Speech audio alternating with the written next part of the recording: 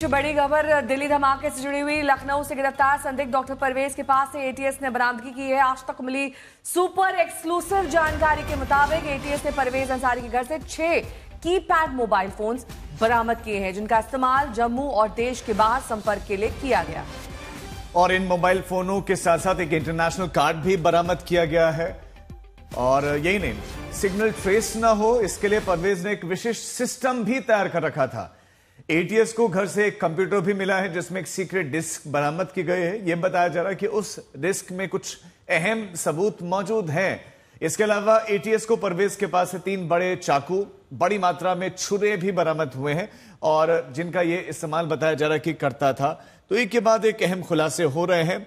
ये परवेज अंसारी, जिसकी उम्र 41 साल, जिसकी हम तस्वीर आपको दिखा रहे हैं, यूपी लखनऊ का रहने वाला, ये भी एमबीबीएस लखनऊ इंटीग्रल यूनिवर्सिटी में था और इसके पास से ये मोबाइल फोन बरामद हुए। और ये हैरान कर देने वाली जानकारी, चाकू छुरियां इस डॉक्टर के पास में क्या कर रही थी।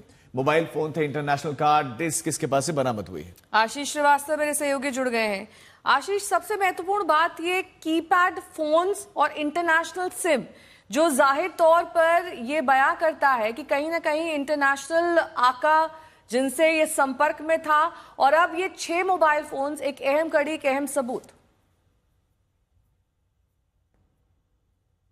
अब बिल्कुल नया, देखिए सबसे बड़ी जानकारी आज तक के पास है इस समय कि जिसमें आप आज के समय में जो स्मार्टफोन प्रयोग किए जाते हैं वहां पर ये डॉक्टर 6 कीपैड मोबाइल का इस्तेमाल कर रहा था। और वो भी 6 मोबाइल के साथ साथ में इंटरनेशनल सिम, यानी कि उनसे कम्युनिकेट करने की कोशिश करता था, क्योंकि कीपैड मोबाइल से किस तरीके से ट्रेस ना हो कम्युनिकेशन, फिर चाहे वो जम्मू हो या जम्मू के बाहर किस तरीके से बातचीत की जाती थी, वो सभी इन कीपैड मोबाइल से करता था। साइलेंट इतना था किसी को पता ना लगे कि आखिर वो क्या कर रहा है, इसलिए किसी से बातचीत तक नहीं होती थी। आप सोचिए कि वो बाहर किसी से बातचीत नहीं करता था, लेकिन घर के अंदर 6 कीपैड मोबाइल से रखकर वो बातचीत करता था।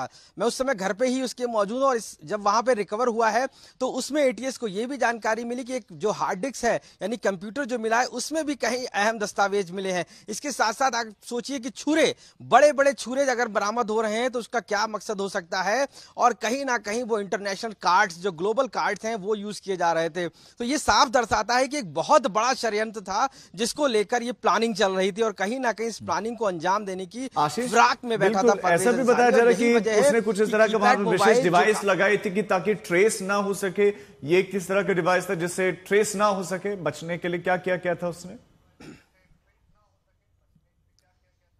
बिल्कुल, देखिए घर चूंकि साइलेंट था, घर में बहुत ज्यादा सामान नहीं था, लेकिन जो मोबाइल्स थे उसके लिए उसने अलग अलग कुछ सिग्नल सिस्टम लगा रखा था जिससे कि वो ट्रेस ना हो। आखिर वो सिग्नल कैसे थे वो तो कम्युनिकेशन सिस्टम से पता चलेगा, लेकिन जिस तरीके से उसने 6 मोबाइलों को कनेक्ट कर रखा था, उसमें इंटरनेशनल सिम डाल रखे थे और किस तरीके से वो कम्युनिकेट करता था जिससे ट्रेस ना हो। हालांकि वो अपने उसके पास स्मार्टफोन था जबकि, लेकिन इसके बावजूद भी इन 6 मोबाइलों को अलग अलग समय पर अलग अलग बात करता था। तो ये जाहिर होता है कि वो साफ तौर से अपनी बातों को बचने के लिए और यहां पे ट्रेस ना हो सके सिग्नल, इन प्रयोगों किया जाता था। और यही वजह है कि उसकी सारी जानकारी उस कंप्यूटर डिस्क में भी रखी जाती थी, जिसको वो चाहे वो जम्मू भेजता हो या पाकिस्तान भेजता हो, ये अभी एटीएस जांच कर रही है। लेकिन ये तो साफ हो गया है कि उसका मकसद और मंसूबे बिल्कुल भी साफ ये नहीं थे कि वो कहीं ना कहीं मोबाइल के जरिए बड़ा आतंक फैलाने की भी साजिश थी, जिसको एटीएस ने क्रैक किया और यहां से बरामदगी की है। और घर के अंदर जिस तरीके से जो इंटरनेशनल कार्ड्स हो या बड़े बड़े जो छुरे बरामद हुए हैं, उसका मकसद